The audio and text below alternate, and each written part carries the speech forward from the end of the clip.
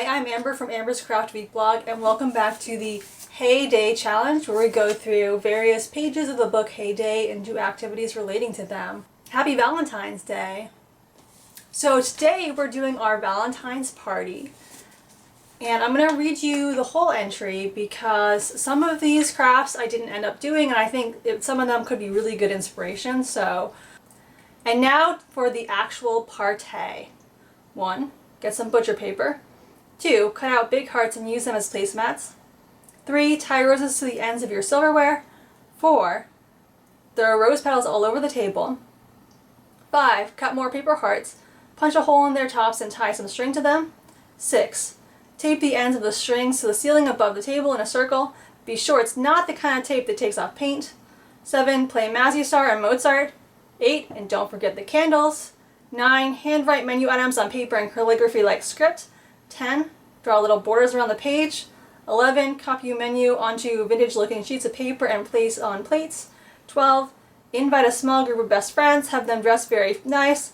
Pay your sister to help serve food in a waitress outfit.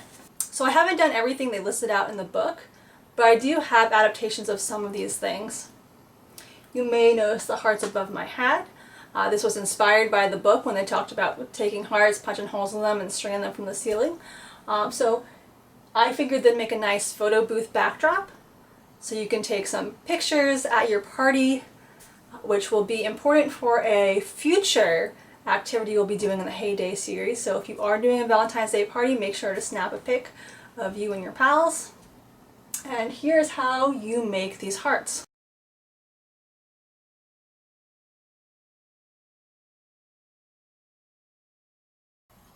For this project, we will need cardstock in shades of pink or red.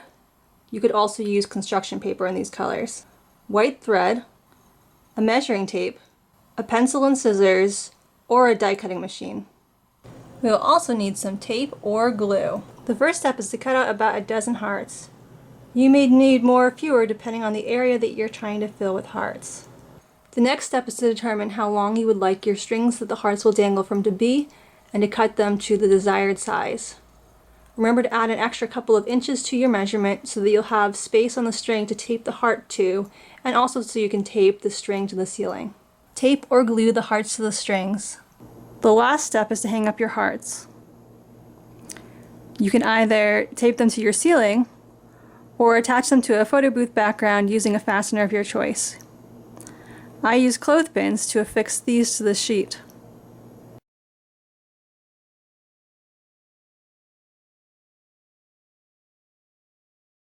So here's what our tablescape looks like before we put the dishes down.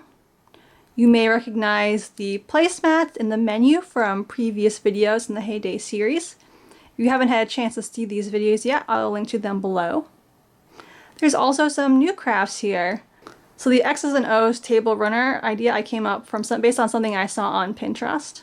Because our placemats aren't perfectly coordinated, I thought it might be nice to have all sorts of different types of Valentine's-y iconography on our tablescape to make it all feel a little more cohesive. Here's how you can make your own X's and O's table runner.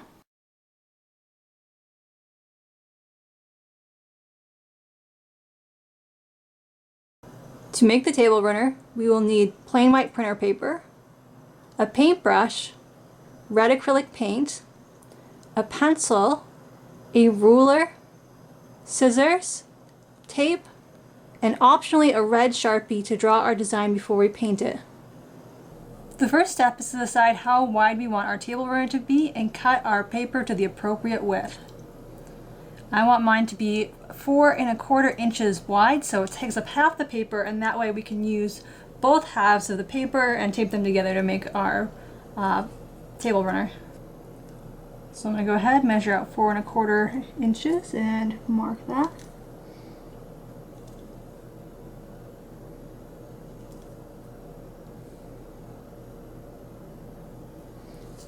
At the top of the bottom of the paper, and then I'm going to do the same thing at the top.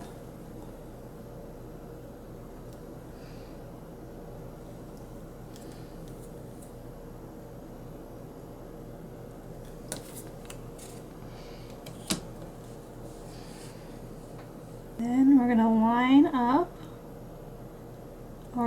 so it connects the two marks we made, and we're going to draw a line connecting them. So now we're going to go ahead and cut down the line that we made.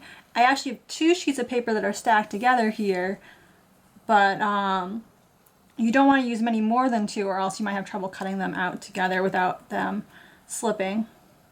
Just going to go ahead and cut these out. So now we have 4 strips of paper of approximately the same width, which should be enough for this table. So we're going to take these 2 sheets and line them up so they're overlapping only slightly. And then we're going to use our tape to tape them together. And we're going to repeat this process with the rest of our strips to create one long strip. Now if there's a little bit of unevenness at the edge, like you can see here, there's a very slight discrepancy between these 2 edges, so you can just trim that. And so we trimmed our discrepancy, so now they line up pretty well, and we're going to go ahead and tape the rest of this together. So now we're going to go ahead and flip our table runner over so it's tape side down. If you're really good at freehanding, then now you can start just freehand painting X's and O's on your table runner. But I'm going to use a red Sharpie to go ahead and mark out where I want my X's and O's to go beforehand. This is a bit of an old Sharpie. I found that old Sharpies that are kind of dried up work really well because the red shows up a little bit less underneath the paint. So we're just going to go ahead and mark out an X and an O kind of on a diagonal. So I'm going to see if I can position myself to do this.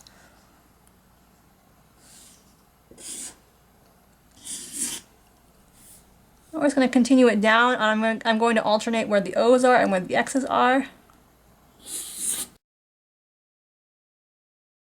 And we're just going to continue this across the rest of the table runner. Now it's time for painting. So we're just going to go ahead and start painting over the letters that we've drawn.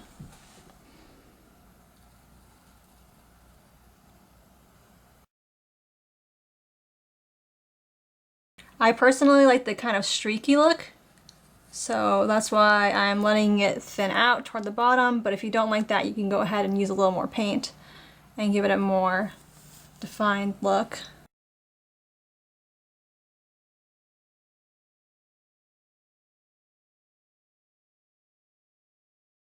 And we're just going to keep repeating this for the whole length of the table runner. You may also notice that we have some pearl napkin rings. Here's how you can make those.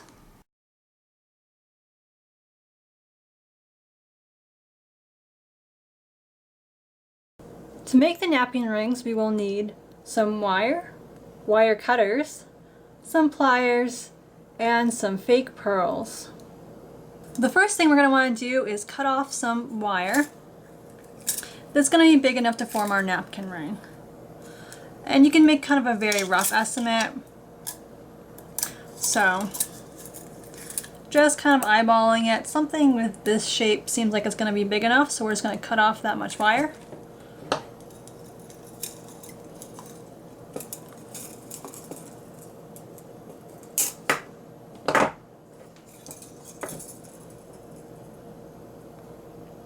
And we're just going to kind of form it into a napkin ring type shape. So, little ring, and it doesn't have to be perfect. You can always mold it more later. So once we have our loop, we're going to go ahead and curl the end to form a little loop. And what this loop is going to do is it's going to keep the pearls from falling off when we start putting them on. So our next step is going to be to start sliding pearls on.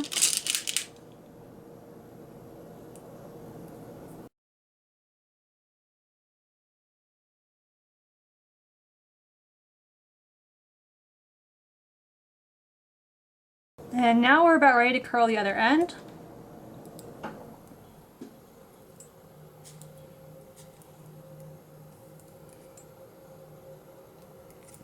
we're just going to go ahead and do that.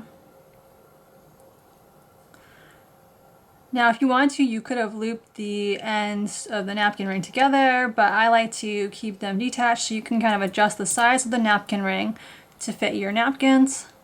Depending on the thickness of your napkins, you may need it to be a bit smaller or a bit bigger. So leaving the ends free to move is a good solution for that. And now we have a napkin ring. Need a Valentine's Day centerpiece? Red roses, real or artificial, are always a nice touch.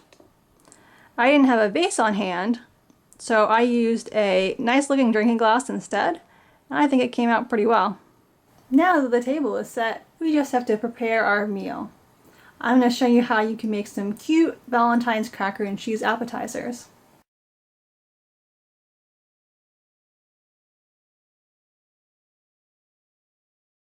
All you need for this is some cheese of your choice in block form, some crackers of your choice, a heart-shaped cookie cutter that's pretty small, a knife, and a cutting board. First step is to cut off a chunk of cheese that's a little wider than your cookie cutter, just barely, but wide enough so that when you punch the heart shapes out, they'll be fine. Next, take the cheese block you cut off and cut it into thin slices. Next, using the cookie cutter, cut out heart-shaped pieces of cheese.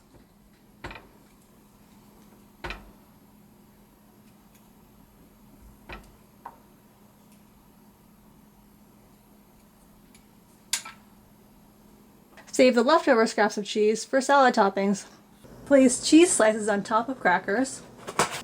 Now you have an adorable appetizer your guests are bound to enjoy. I hope you enjoyed this video, and I hope you have a wonderful Valentine's Day. If you do end up having a Valentine's party of your own, I'd love to see what crafty things you end up making. If you like this video, I'd love it if you give it a like. If you want to see more videos in the Heyday series, you may want to subscribe. If you like crafts in general, or if you want to see the zombie Valentine's crafts I've come up with, you can hop on over to my craft blog, amberscraftweek.blogspot.com. Thanks for watching and have a great day!